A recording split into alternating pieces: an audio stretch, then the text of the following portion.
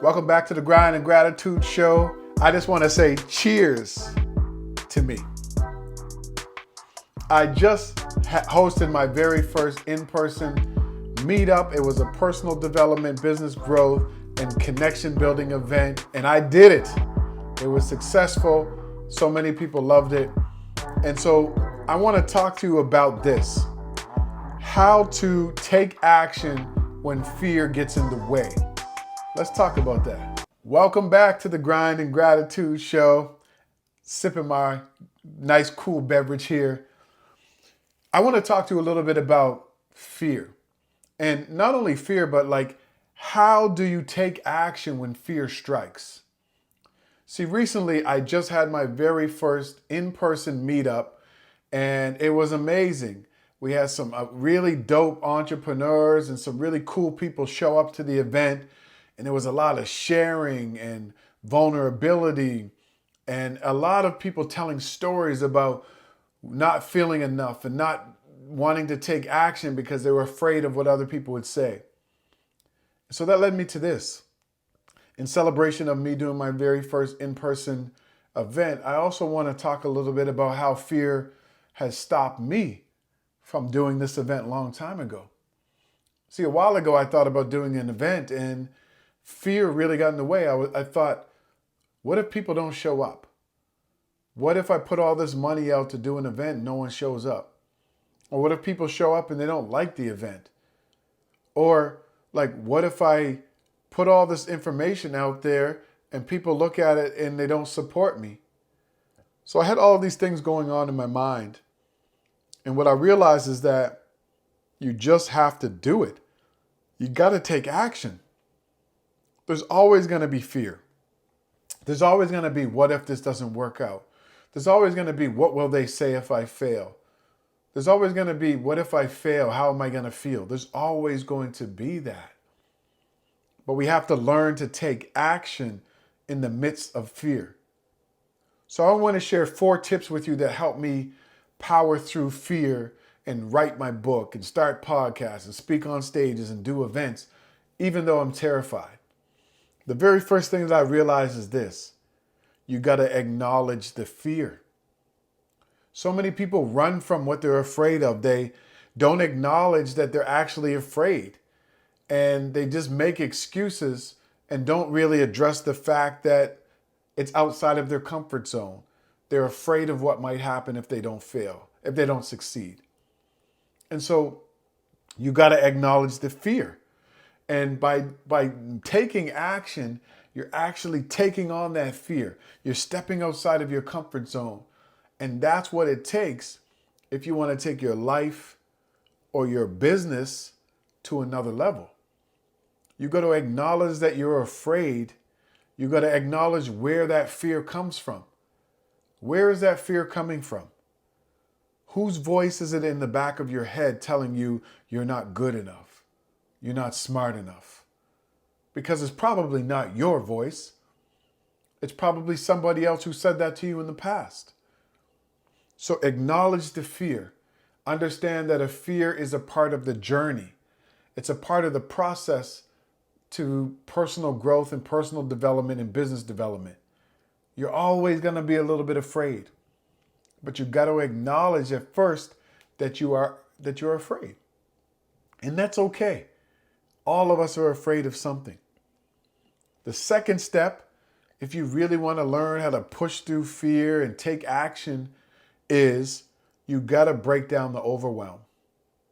What is overwhelming you about this goal or this dream? Fear often magnifies itself as challenges. It makes it seem that it's insurmountable. And what happens is you have to break that goal down into smaller bite-sized pieces. And when you start to break it down, you realize that, I can manage this first step. And then when you accomplish the first step, I can do the second step and the third and the fifth and the 10th. And all of a sudden now, you make that goal or that dream a reality. But when you look at a big goal or a big dream, it always seems impossible. It seems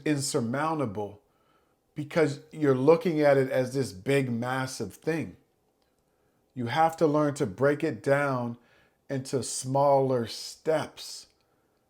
And then what you do is you work through those steps.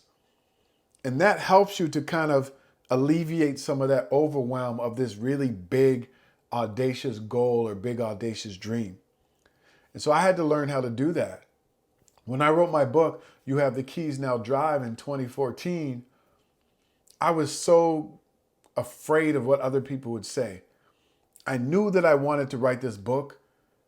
People kept asking me to write a book, but I was just afraid because I was told I wasn't a good writer. I didn't think that anybody would buy it.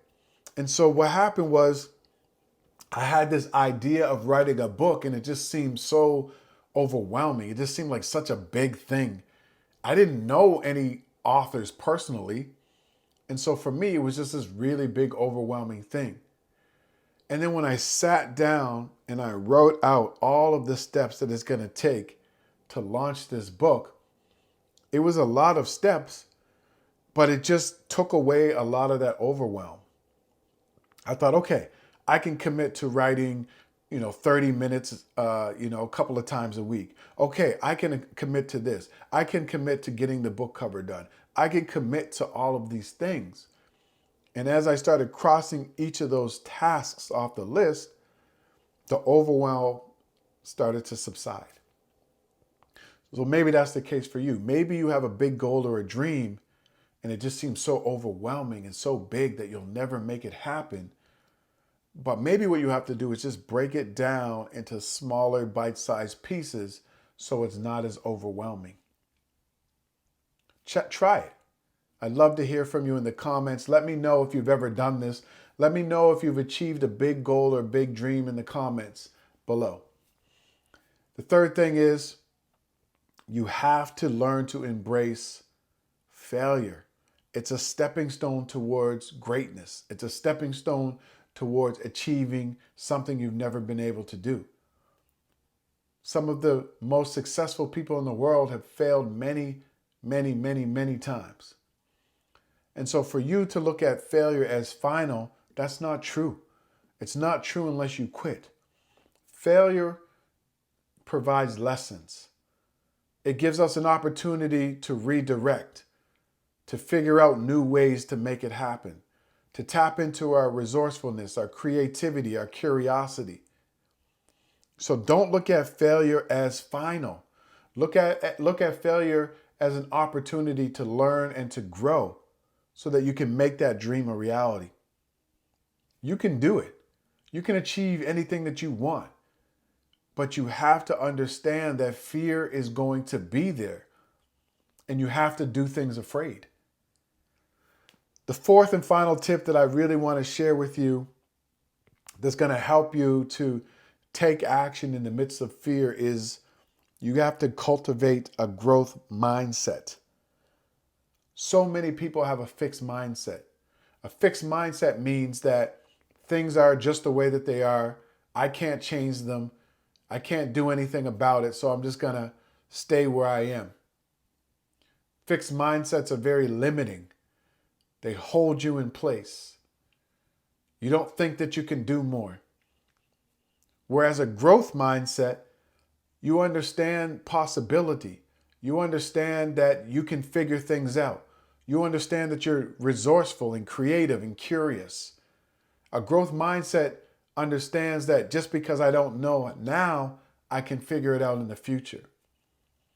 So when you develop a growth mindset, that's when you are able to tap into other options that you hadn't considered before.